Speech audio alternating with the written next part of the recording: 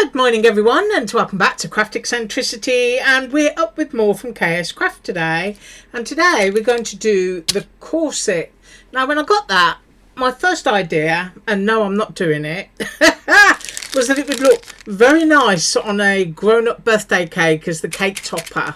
If you made the cake in a basin that had a curved edge that you could turn into a dress or something, and that could be a very kind of diva looking top. And you could just double side it, and it would make a very nice cake topper. Other idea, which I'm not doing today, is layer it up and make it, but on the base layer punch a bunch of holes, you know, using your hole puncher, and then thread it up with your fibres. And then if you've got a little coat hanger, you can get those really small craft coat hangers that clip. You could clip it up and just hang it in your craft room as something decorative that's got all of your different fibres hanging like a dress from the corset. And then when you need to use a bit, you can just, you know, chop a bit off. Yeah, end up with a mini skirt. How's that? Right, so today we're doing this, and I'm just going to make it as a topper, just so that you can see how it goes together. Right, so I'm being brave today. I'm actually using a kind of apricot orange, and I tend to stick to colours like that in the autumn and Halloween, so I'm being brave. But my base card is my heavyweight craft card stock from Amazon, so I'm using that. And my next base, you do get 4 layers to this, is going to be in black. So I'm just going to glue that one on top of the craft card stock. So we'll get all that in.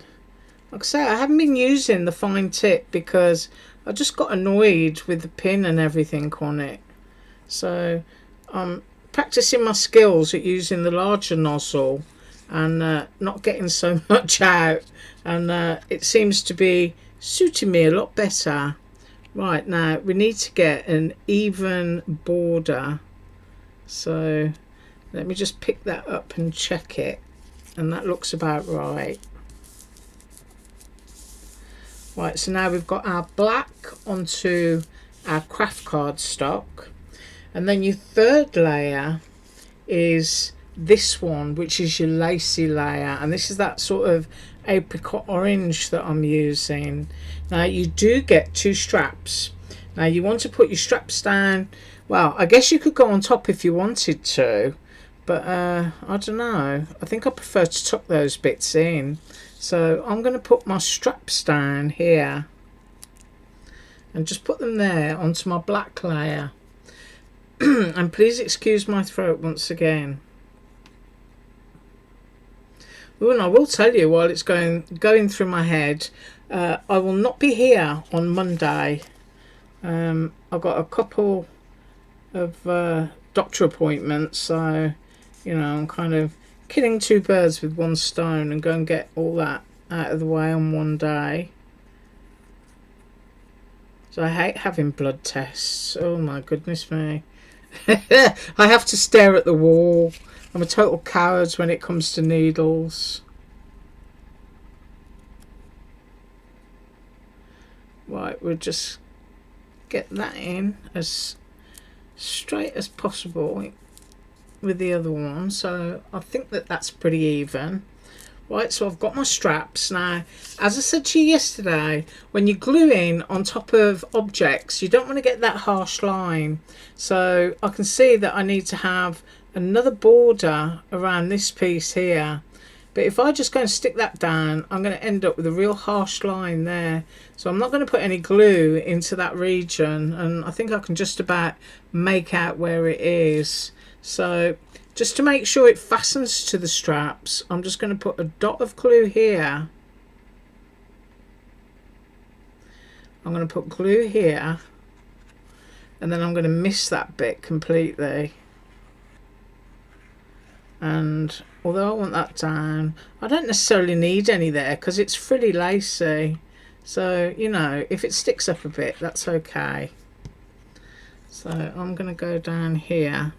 And once again, we're aiming for a even border. So let me just get my fingernails under that. I just want to make sure that I'm straight.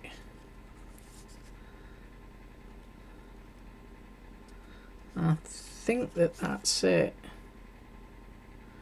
I'm a little bit skew, you have to forgive me.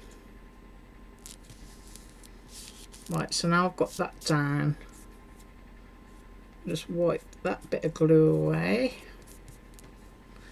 And you can see that I've got no harsh line under here where the straps are because there's no glue. And I've got a bit of glue stuck on there which I don't like, so I'm getting that off. Right, and next layer, I've already threaded this up, and I don't need glue for this. This is your last layer, and I've used some black ribbon to thread up the bodice there, and then the last bit I just used to tie a bow. Now, if you want your bow to stay, you know, where it should, and I think I do, I'm just going to put a little drop of glue underneath each of those bits. So I'm going to go there, and I'm going to go there, and then all I'm going to do is position my bow where I want it and give it a push so that it's pretty even. I'm going to hold that and I'll be back in a second. Right, I think that will do it. And the bow is now kind of, you know, glued into position. Now this paper that I've used here is the Vicky Boutin, and it's called Colour Theory, and this is from the American Crafts Digital. So one of the things that you'll notice as you pull this, if you pull tight, you get a shape to it, which is kind of a bit like you've got a body in there, and I quite like that. So I've got foam on the back of mine, so I'm just going to peel mine off and position it, and then we've got a couple of little bows, and it's entirely up to you obviously if you use any more bows or where you decide to put them. I've just cut a couple in craft cardstock with a little pink gemstone in there. Right, now because this is curved up, you want to make sure that you're getting it accurate at this point here, and then you want to wiggle it to make sure you've got the correct amount of border. So I've got that. Now if you do it like I showed you with the car yesterday, you can make an easel card with that and it will stand up. But what I love is that it puffs up and you get that great shape with it, so that it actually looks like, you know, you've got a body in there. And if you love mixed media, you know, and you wanted to turn this into a paper doll, you know, cut yourself a template and do the arms and the legs, you could have a little, you know, French folie bergère head kind of thing popping off there. Then you've got a lovely piece of altered art. Now my little bows, these are they, and just plain craft cardstock with a little pink gem just dotted on there. Now you can have your bows up here if you want to, entirely up to you, and I think I will put them there, but you can also have them here. I have seen corsets where the bows are on the legs, and I'm undecided now. I don't know whether I want them up there or down there. I'm listening to you screaming at me, top or bottom. Yeah. Oh, I should have cut 2 sets, shouldn't I? Yeah, I think I should have cut 2 sets. I'm going to go at the top. Yep.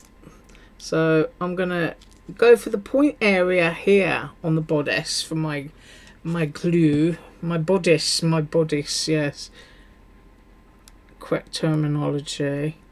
And I'm just going to pop those onto there. Got them at a little angle. Have a look at that. Yeah, but they would totally look nice down on the legs as well. And maybe I should have just cut another set. And my glue, as you can see, is still a bit wet in there. But that is what I've got for you today. Now, fully made up. that is, let's have a look.